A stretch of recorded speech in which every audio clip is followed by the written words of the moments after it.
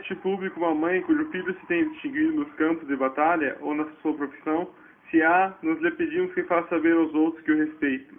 Que respeita a vida para com ela, não diminui de modo algum a honra ou a dignidade devidas ao seu filho. Porque há então de haver quem pense que todo ato de reverência praticado para com a mãe de Jesus diminui o poder dele e a sua divindade? Eu conheço a falsidade do ignorante que afirma que os católicos adoram Maria ou fazem dela uma deusa, mas tal afirmação é mentira, e uma vez que este público ninguém quererá tornar-se culpado da mãe estupidez, não farei mais do que ignorar semelhante acusação. Sabeis vós de onde provém a minha opinião, esta frieza e esquecimento para com a bendita mãe, Nossa Senhora, no fato de não advertirem que o seu Filho Jesus é o eterno Filho de Deus. No momento em que colocam o nosso Divino Senhor ao mesmo nível de Júlio César, ou de Karl Marx, de Buda ou de Darwin, isto é como simples homem. Então, o pensamento de especial reverência à sua mãe como se fosse diferente das nossas mães, torna-se sem dúvida reverente. Toda pessoa pode dizer, eu tenho a minha mãe e a minha vale tanto como a vossa. É por essa razão que se tem escrito pouco sobre as mães dos grandes homens, porque cada mãe é considerada melhor. Nenhuma mãe do mortal tem o direito de ser mais amada do que qualquer outra mãe. Por isso mesmo, nenhum filho livraria e se escolhesse a mãe de outrem com a mãe das mães. Consideremos o caso de São João Batista. Disse Nosso Senhor, ele é o homem maior que jamais foi gerado no seio de uma mulher.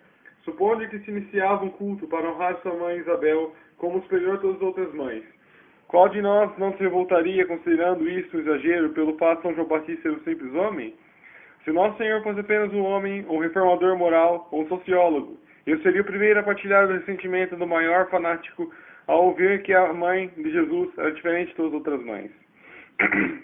O quarto mandamento diz, honra teu pai e tua mãe, mas não diz que se honre a mãe de Gandhi ou o pai de Napoleão. Contudo, o mandamento que nos manda honrar nosso pai não nos impede que lhe adorarmos o Pai Celeste. Se o Pai Celeste manda o seu Filho a esta terra, então o mandamento segundo o qual devemos honrar a nossa mãe na terra não nos proíbe de venerarmos a mãe do Filho de Deus. Se Maria fosse apenas a mãe de outro homem, ela não poderia ser também a mãe nossa, porque os nossos vínculos da carne são exclusivos demais para permitirem tal coisa. A carne só admite uma mãe. É bastante cumprido o passo que separa uma mãe de uma madrasta, e bem poucos são os que podem dar esse passo. O Espírito, pelo contrário, admite uma outra mãe. Como Maria, mãe de Deus, ela pode ser igualmente a mãe de todo aquele que o Cristo remiu. O segredo para compreender Maria é este. O ponto de partida não é Maria, é Cristo, o Filho de Deus. Quanto menos penso nele, menos penso nela. Quanto mais penso nele, mais penso nela. Quanto mais adoro a divindade de Cristo, mais venero a maternidade de Nossa Senhora. Quanto menos adoro a divindade de Cristo, menos razão tenho para respeitar Nossa Senhora. Estou certo de que não mais quereria, nem sequer ouvir pronunciar o nome dela se me tivesse tornado tão perverso que não acreditasse em Cristo, Filho de Deus. Jamais encontrareis alguém que, amando verdadeiramente Nosso Senhor Jesus Cristo, Nosso Senhor como Divino Salvador, não ame Maria, e o Divino Filho, e o seu Filho que torna a sua maternidade diferente. Recordo-me de um rapazinho numa nossa escola paroquial que falava de Nossa Senhora a um professor, seu vizinho. O professor, um intelectual, um daqueles a quem há mais instrução do que inteligência, estava zombando do rapazito, dizendo-lhe, mas não há diferença alguma entre ela, Nossa Senhora e a minha mãe. Isso diz o Senhor, respondeu o pequeno. Olhem que há uma enorme diferença entre os filhos. Magnífica resposta. Ela não é uma pessoa privada particular, todas as outras o são. Não fomos nós que a fizemos diferente, encontramos-la diferente. Não fomos nós que escolhemos Maria, foi ele que a escolheu. Procuremos imaginar Jesus e sua mãe, Cristo e sua mãe. Cristo é o medianeiro entre Deus e a humanidade, ela é medianeira entre Cristo e nós. Em primeiro lugar, Nossa Senhora é medianeira entre Deus e o homem. O medianeiro é como uma ponte que une as margens de um rio, com a diferença de que aqui a ponte está entre o céu e a terra. Do mesmo modo que vós não podereis tocar no telhado sem auxílio de uma escada, assim o homem pecador não poderá atingir a Deus sem auxílio de um, que é ao mesmo tempo Deus e homem. Como homem, ele poderia intervir no nosso nome, carregar com os nossos pecados, como Deus, todas as suas palavras, milagres e morte teriam um valor infinito. E ele poderia, por conseguinte, recuperar mais do que aquilo que perdemos. Deus tornou-se homem sem deixar de ser nem Deus nem homem. Ele é, portanto, nosso medianeiro, nosso Salvador, nosso Divino Senhor. Agora falemos de Maria. Ela é medianeira entre Cristo e nós. Ao estudarmos a vida divina de Cristo, ao vermos que ele foi o primeiro fugitivo perseguido por um governo cruel, que trabalhou como carpinteiro, ensinou e remiu, nós sabemos que tudo começou quando ele assumiu a natureza humana e se tornou homem. Se ele nunca tivesse tornado homem, jamais teríamos ouvido seu sermão da montanha, nem o teríamos nunca ouvido perdoar aos que lhe trespassaram as mãos e os pés, pregando-o na cruz. Maria deu ao nosso Senhor natureza humana. Ele pediu-lhe a ela que lhe desse uma vida humana, que lhe desse mãos para abençoar as criancinhas, pés para ir em busca das ovelhinhas perdidas, olhos para chorar os amigos falecidos e um corpo com o qual sofresse, para poder dar-nos uma ressurreição em liberdade e amor. Através dela, ele tornou-se a ponte entre o divino e o humano. Deus não se desfez o homem sem ela. Sem ela, não mais teríamos nosso Senhor. Se tendes um cofre em que guardar dinheiro, sabeis que a coisa que sempre deveis ter atenção é a chave. Vós não pensais que a chave seja o dinheiro, mas sabeis que sem a chave não podeis ter dinheiro. Pois bem, Nossa Senhora é como essa chave. Sem ela não podíamos ter nosso Senhor, porque ele veio-nos por seu intermédio. Ela não deve ser comparada a nosso Senhor, porque é uma criatura, ele é o Criador. Mas se a perdêssemos, não podíamos chegar até ele. Eis a razão pela qual nós lhe prestamos tanta atenção. Sem ela, nunca poderíamos compreender como foi construída a ponte entre o céu e a terra. Vós podeis objetar: o Senhor me basta, não preciso dela. No entanto, ele teve necessidade dela. E o que mais importa, nosso Senhor diz que nós tínhamos necessidade dela, porque nos deu sua mãe como nossa mãe. Naquela sexta-feira que os homens chamam santa, Cristo foi içado naquela cruz como estandarte de nossa salvação. Ele baixou o olhar sobre as duas criaturas mais preciosas que tinha na terra, sua mãe e João, seu discípulo amado.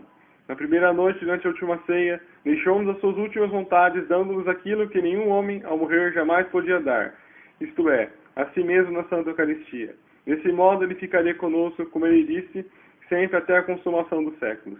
Agora, nas escuras sombras do Calvário, ele acrescenta um codículo do seu testamento. Ali, ao pé da cruz, não prostrada, mas, como observa o Evangelho, de pé estava sua mãe. Como o filho pensou em sua mãe como Salvador em nós. Assim nos deu sua mãe, dizendo: eis aí a tua mãe. E dirigindo-se a ela, tratou-a com o título da maternidade universal, mulher, e recomendou-lhe cada um de nós: eis aí o teu filho. Finalmente, é clara a descrição do seu nascimento, apresentada no Evangelho. Maria deu à luz seu primogênito e reclinou na manjedoura. O seu primogênito. São Paulo chama-lhe o primogênito de todas as criaturas. Quererá isso significar que ela tem outros filhos? Sem dúvida, mas não carnalmente, porque Jesus era o seu filho único. Ela havia de ter outros espiritualmente, e de entre esses, João o primeiro aos pés da cruz, Pedro talvez o segundo, Tiago o terceiro, e nós o milionésimo dos milhões de filhos. Ela deu à luz na alegria a Cristo, que nos remiu. Depois deu nós à luz na dor a nós a quem Cristo remiu. Não figuradamente, não metaforicamente, mas em virtude das dores do parto, tornamo-nos filhos de Maria, irmãos de Jesus Cristo. Assim como nós não afastamos o pensamento que Deus nos dá, o Pai, por forma a podermos rezar Pai Nosso, assim não recusamos o dom da sua mãe, podemos mesmo rezar-lhe e invocá-la. Mãe Nossa, assim a queda do homem é reabilitada por uma outra árvore, a cruz, por um outro Adão, Cristo, e por uma outra Eva, Maria. Há uma estátua que representa uma mãe segurando um filhinho. Não se pode tirar a mãe na persuasão de conservar o filho. Eliminar a mãe é arruinar o filho. Todas as religiões do mundo se perdem em mitos e lendas, com exceção do cristianismo. Cristo está separado de todos os deuses do paganismo, porque está ligado à mulher e à história. Nasceu da Virgem, padeceu sob Pôncio Pilatos. Coventry Patmore chama justamente Maria a nossa única salvadora com Cristo abstrato. É mais fácil compreender esse Cristo manso e humilde de coração contemplando sua mãe. Ela detém todas as grandes verdades do cristianismo, como o pau que tem ligado a si o papagaio. As crianças enrolam o fio do papagaio em volta de um pau e deixam-no depois desenrolar-se quando a papagaio segue nos ares. Maria é como esse pedaço de madeira. A sua voz estão todos os preciosos diames das grandes verdades da nossa santa fé, a encarnação, a Eucaristia, a Igreja. Por mais que nos afastemos da terra como o papagaio, temos sempre necessidade de Maria, para termos unidas as doutrinas do credo. Se largarmos o pedacinho de madeira, não mais teremos o papagaio. Se não tirarem Maria, não mais teremos nosso Senhor. ele perderia no céu com um papagaio, e isso seria terrível para nós na terra. Ela não nos impede de honrarmos nosso Senhor. Não há nada mais cruel do que dizer, ela afasta as almas de Cristo. Equivaleria a dizer que nosso Senhor escolheu uma mãe egoísta. Ele que é o próprio amor. Eu não duvido afirmar-vos que, se ela me tivesse afastado seu filho, renegá-la-ia. Se eu chegasse à vossa casa e me recusasse a falar à vossa mãe, poderíeis acreditar que eu era vosso amigo? E que há de sentir nosso Senhor por aqueles que nunca honram sua mãe? Não é ela, a mãe de Jesus, suficientemente boa para vós? Nunca teríamos possuído o nosso divino Senhor se ele não a tivesse escolhido. Se no dia de juízo nosso Senhor não tivesse outra acusação a fazer-me, senão que eu amara demasiadamente sua mãe, que feliz eu seria. Assim como o nosso amor não começa com Maria, assim também não termina com Maria. Maria é a janela através da qual nossa humanidade tem a primeira visão da divindade sobre a terra. Ela é talvez antes uma lente de aumentar, que intensifica o nosso amor pelo seu Filho e torna nossas orações mais ardentes e vivas. Deus que fez o sol fez também a lua não tira o esplendor do sol. A lua seria somente um corpo sem luz, vagueando na imensidade de espaço se não existisse o sol. Toda a sua luz é refletida no sol. A bendita mãe reflete o seu divino Filho, sem ele, ela é nada. Nas noites escuras sentíamos gratos para com a lua. Quando vejo brilhar, sei que deve existir o sol. Também nessa escura noite da vida, quando os homens voltam as costas àquele que é a luz, a luz do mundo, nós olhamos para Maria, a fim de que ela guie os nossos passos enquanto aguardamos o alvorecer. Pedi-vos que fizessem essa experiência. Aqui me dirijo em especial a 3 grupos: os que desesperam, os pecadores e os confundidos. Os que esgotaram todos os recursos humanos em busca da paz, os que estão cansados da vida e experimentam um profundo sentimento de vergonha e de culpa, e os que estão sem fé, cansados, céticos e cínicos. Começai a recitar o texto durante 30 dias. Não respondais, mas como posso rezar se não creio? Se vós estivesseis perdidos na floresta, e não esperasseis que ali perto houvesse alguém, mesmo assim não deixareis com certeza de gritar. Pois bem, principiai a orar. Ficareis surpreendidos. Maria responder-vos-á, eu vos prometo. Nas guerras, os soldados que morrem nos campos de batalha, muitos deles gritam no seu último desesperado desejo: quero a minha mãe. O maior de todos os soldados, ao morrer no campo de batalha do Calvário, não sentiu o impulso da natureza e deu uma maior prova de amor com o dar-nos sua mãe. Eis aí a tua mãe. Possa cada um de nós, nesses dias de guerra e de ódio, quando todos os meios humanos faliram, gritar a nossa Mãe Celeste: Mãe de Jesus, eu amo-te, eu quero te interceder junto ao teu divino Filho pela paz do mundo. No amor de Jesus.